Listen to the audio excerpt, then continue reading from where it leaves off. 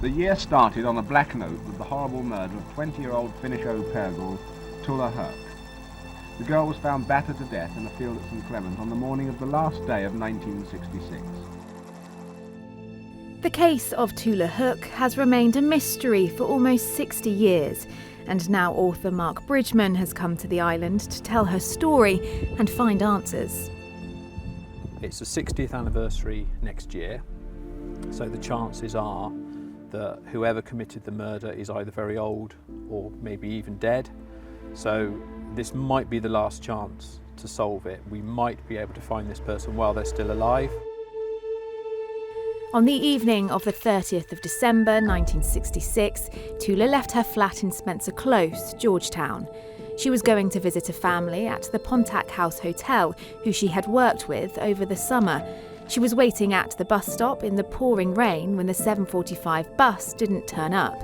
In the meantime, between 6 or 7 cars stopped and offered her a lift. The next bus was at 8:15, but she never got on. It's believed she got into a car heading towards St Clement, where the car should have turned right towards the hotel. Instead, it turned left and pulled into the entrance of the field on Rue Laurent. She must have then jumped out of the car to try and run away back down the lane. He got out of the car.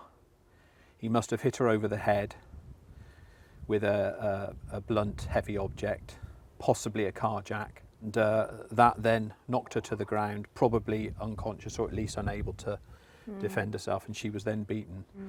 And then obviously the car turned around, drove off, and her body was found at 10:45 a.m. the following morning. And her body was literally found where we're standing now. Literally where you are stood was where her body was found, yeah.